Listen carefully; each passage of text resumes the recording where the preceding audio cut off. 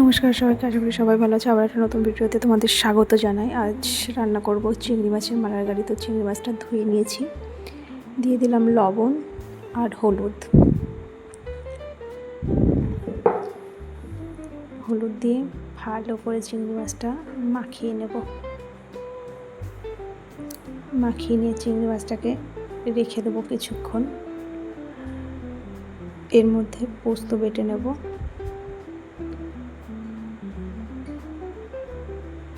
আর গোটা গরম মশলা বেটে নেব। আমি না কাঁচা ঝালও বেটেছিলাম, সেটা ভিডিও করা হয়নি। আর নারকেল কুড়িয়ে নেব, যেহেতু মালাইকারি করবো নারকেল তো লাগবেই। তো একটা পাত্রে গরম জল বসিয়ে তার মধ্যে নারকেলটা দিয়ে দেব, যাতে নারকেলের দুধটা ভালোভাবে নিংড়ে নিতে পারি। এই পদ্ধতি করলে নারকেলের দুধটা খুব ভালোভাবে নেওয়া যায়। তারপর চিংড়ি মাছগুলো তেলে ভেজে নিয়ে তুলে নিলাম। অল্প অল্প ভাজবো, বেশি ভাজবো না। তো সেই তেলেই, চিংড়ি মাছ ভাজা তেলেই গোটা দারচিনি আর শুকনো লঙ্কা ফোড়ন দিয়ে নেব।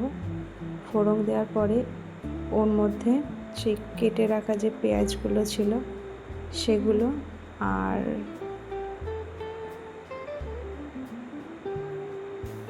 কেটে রাখা পেঁয়াজগুলো দিয়ে ভালো করে নেড়ে চেড়ে অল্প লাল লাল হয়ে গেলে, ভাজা হয়ে গেলে, যে লাল লাল করে ভাজা হয়ে গেছে, ভাজা হয়ে গেলে টমেটো দিয়ে দেবো।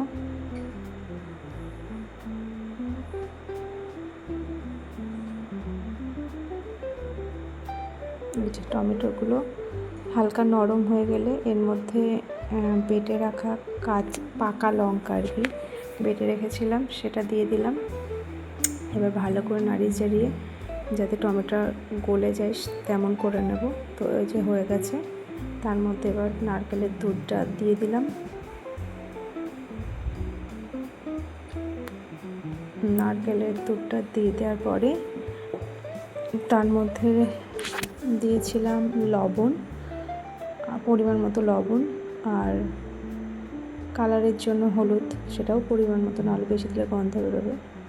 এবার নেড়ে চেড়ে যখন এটা ফুটে যাবে, যে ফুটে গেছে, এর মধ্যে দিয়ে দিয়েছিলাম চিনি, সেটাও পরিমাণ মতো, যেহেতু মালাইকারি একটু মিষ্টি মিষ্টি হয় খেতে, নাহলে ভালো লাগবে না।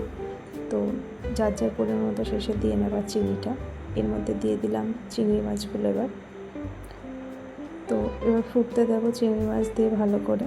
তো এই যে কষে গেলে দিয়ে দেবো পোস্ত বাটা। হয়ে গেছে, আমি গ্যাস অফ করেও কিন্তু পোস্তটা দিই। পোস্তটা নেড়ে চেড়ে দিয়ে দেবো গোটা গরম মশলা, বেটে রাখা যে গোটা গরম মশলাটা ছিল সেটা দিয়ে দিলাম। আবার সেটাকে নেড়ে চেড়ে দিয়ে দেবো ঘি।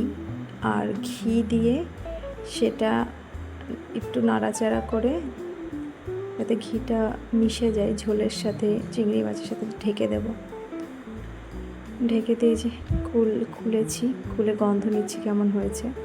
এবার চিংড়ি মাছটা নামিয়ে নেব। তো ভিডিওর এখানেই বলে রাখি, যদি ভিডিওটা ভালো লাগে লাইক করো, শেয়ার করো, আর আমার সুন্দর রান্না পেতে চ্যানেলটাকে সাবস্ক্রাইব করে দিও। এবার ভাত বেড়ে নেব, গরম গরম ভাত আর চিংড়ি মাছ বেড়ে নিয়ে আজ খেতে দেবো আমাদের পরিবারের সব থেকে ছোটো সদস্যকে, আর রিভিউ দেবে সে, ঠিক আছে? এই যে আমি জিজ্ঞেস করেছিলাম, বাবা কেমন হয়েছে? ও বলেছিল, মা খুব ভালো।